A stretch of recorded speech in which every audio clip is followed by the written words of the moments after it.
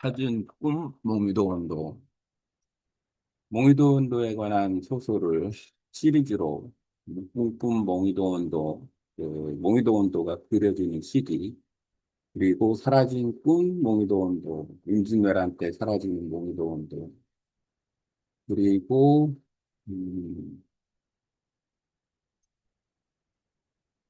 또 하나 숨은 꿈 몽유도 원도 시마츠 가문에 숨겨진 몽유도 원도 찾은 꿈 몽유도 원도 현재 시점 1838년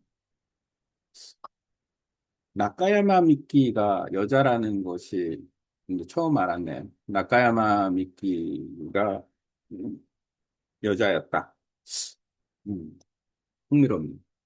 당시 40세 나이에 뭐 불교 뭐 절에 관한 내용도 있어서 일본어를 정확하게 읽을 수는 없어서 그냥 가볍게 봤는데 어쨌든 그렇습니다. 천리교가 왜 중요하냐? 몽유도원도가 현재로서는 천리대 도서관에 중요 문화재, 중요 문화재로 보관이 돼 있기 때문에 그렇고, 한 가지 더 알아야 될 것은 천리대 그 도서관에 국보급 보물뿐만 아니라 중요 문화재가 아주 많다라는 거. 왜 그렇게 많을까라는 퀘션마크도 한번 던져볼 필요가 있다. 일본 근대 신흥 종교의 탄생과 제도의 붕괴, 거대한 역사의 틈새를 따라 이동한 조선 문화재의 맥락을 추적하는 아카이브. 아, 이 소설 속에서는 김철민이라는 사계사가 아, 서재학자이면서도 고문서 또는 뭐 산수화 또는 어, 그러니까 조선에서 글을 썼다 그러면 대부분 한자로 썼으니까 그 한자에 대한 그 학식이 좀 있는 사계사인데 음, 여차저차하여 그 천리대 도서관에서 이제 몽유도원도 산시찬문 그다음에 글 산수화 이런 거를 공동으로 연구하는 그런 소설적 구상으로 한번 찾은 꿈 몽유도원도를 조금 더 들여다볼까 생각이 소설 속에서 어, 생각을 하고 있습니다. 그래서 이제 스토리는 홍민주 기자가 월간 미술의 기자인데 개간지로 일종의 한국의 고미술의 개간지를 만드는데 그 개간지 취재를 위해서 결국 그러니까 몽유도 원도를 취재를 하는 거죠. 취재를 위해서 이제 일본에 와서 김민철민 학예사 인터뷰를 하는 거고 서로 대화를 나누는 이야기인데 공간은 나라얀 텔리시 천리교 본부 사각의 지붕에 부드러운 봄빛이 내리는 사당 민간에게 오픈이 돼 있는 사당에서 김철민이가 이제 훈민주를 초대를 해서 이 천리교에 대한 걸 조금 설명을 해주려고 어, 이야기를 좀 시작을 한 거예요. 왜냐하면 어차피 몽유도 온도가 몽유도 온도를 구매한 사람이 이제 헐리그 2대 교주다라고 돼 있으니까 그런 부분도 이렇게 알려면 헐리그가 어떤 곳인지를 아는 게 기사를 쓰는 입장에서는 중요한 부분이라고 김철민이 생각을 했을 테고 그래서 이제 아, 헐리그에 대해서 이야기해주기 위해서 아, 홍민주를 이제 사당으로 초대를 했다. 김철민은 어차피 몽유도운도를 연구한 사람이었으니까 그 연구한 사람 입장에서는 뭐 상당한 지식을 가지고 있겠고 또 공동으로 연구하니까 일본 학예사들하고 또 뭐 깊이 있는 교류를 해서 펠리거가 어떤 곳인지를 좀 알 수 있었겠지. 나도 몰랐던 사실. 이 사람이 AI가 아주 분석을 잘하네. 이 사람이 지금 나카야마 미키라는 천리교 교주인데, 처음 봤을 때는 남자라고 생각을 했었는데, 나중에 보니까 여자인 모양이에요. 여자 교주가 나카야마 미키라는 게 일본 이름 같기도 하고. 일단 마흔 나이에 일단 뭐 1월신 뭐 이런 건가? 1월신 사당 해가지고 이제 그 종교를 만드는 거죠. 그 장남의 병을 고치기 위해 수험도 산부시에게 기도를 의뢰하던 중 40세 나가니까 직접 영매가 된다. 좀, 강림과 계시가 있었다.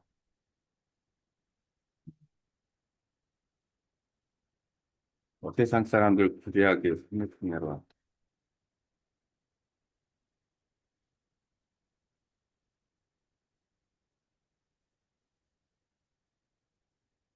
특이한 남편이 젬베인데, 어, 뭐 집을 가루로 만들겠다는 신의 엄포가 있었다. 일종의 그 한국의 무속신앙처럼 그 뭐 신내림을 받았다 뭐 이런 거일 수도 있는 것 같기도 하고 딱 규정하기가 좀 쉽지가 않네요. 하지만 일단 모르는 거니까 모른다고 하고 넘어가고 지주에서 빈민으로 추락이 만든 구제의 길. 그 이후부터는 빈민의 삶을 살았다라고 나오는데 뭐 가난에 빠지고 세속적 붕괴 그래서 가문은 몰락하고 사실 이 시기에 38년도부터 40, 60 이렇게 올라가는 동안에는 이제 번이 약화되는 시기이기도 하고 그렇습니다. 음, 어쨌든 확산의 계절.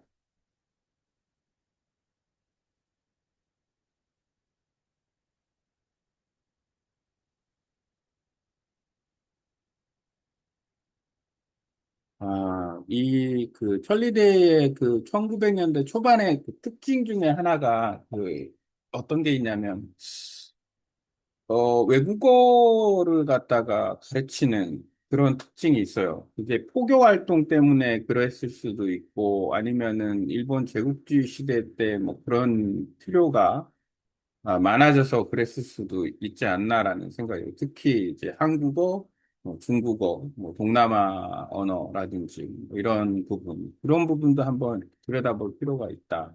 특히나 이 한국과 중국의 이 문화재 관련 나라 천리대 도서관에서 수집한 그런 부분도 조금 한번 더 들여다볼 필요가 있다. 어떤 식으로 수집을 했는지는 모르겠지만 개인적인 취미인지 그런 건지 모르겠지만 아, 한국의 통일부도 미술품에 대한 어떤 이야기가 조금 있죠. 그러니까 돈이 있는 곳엔 뭐 미술품이 있다 이렇게 볼 수도 있는 거고 의사를 그만두고 신앙 한 길로 가라 권력과 있습니다. 의사였나? 아, 그 의사를 포교 활동에서 포섭을 해가지고 그렇게 했나 보네. 1874년에 음, 금이염 기도를 통한 의약방의 단서. 86년. 그러니까 메이지 시대에 탄압을 좀 받았었나 봐요. 아,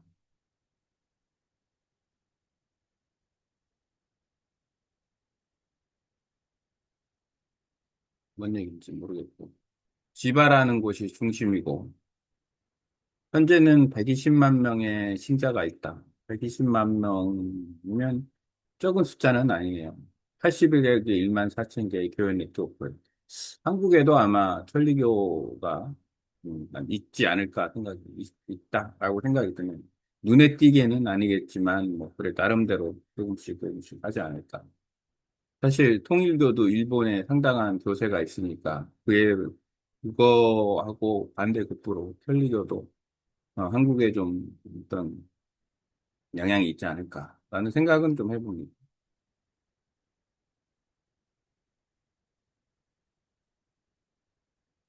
음, 천리교. 나, 나카야마 미끼는 민중의 해방자인가 주스스카이니. 아,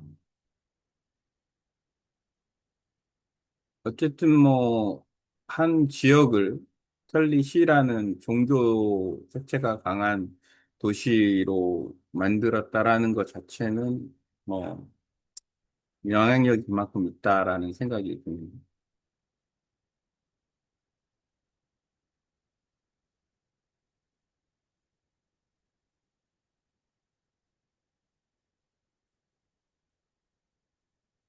90세의 난.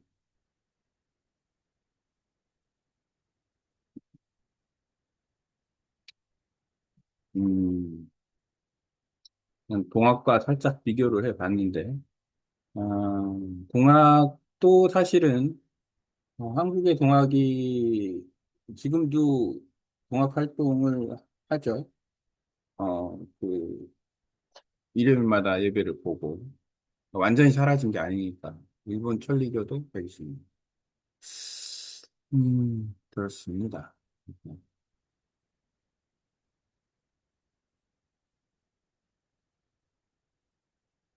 근대의 그 천리교 120만 정도 되면 뭐 영향력이 좀 있지 않을까. 그러면은 그 종교적인 어떤 그 파워로 인해서 도서관 내에 그렇게 많은 유물을 보관할 수 있지 않나. 더군다나 예술품 몽유도 온도 역시도 그런 생각이 듭니다. 어쨌든 이 몽유도 온도가 지금 천립대학교에 이제 소장되어져 있다. 그리고 1947년에 표구가 됐다라고 얘기했는데 이 표구에 대한 이야기도 조금 더 깊이 있게 나눠봐야 되지 않을까. 음. 나라현, 가고시마. 그러니까 사스마번 시마츠 가문에 있던 몽유도 온도가 어찌어찌하여 나라현까지 가서 거기에 있냐. 뭐 이런 얘기를 한번 해봐야 되지 않나라는 생각이 듭니다.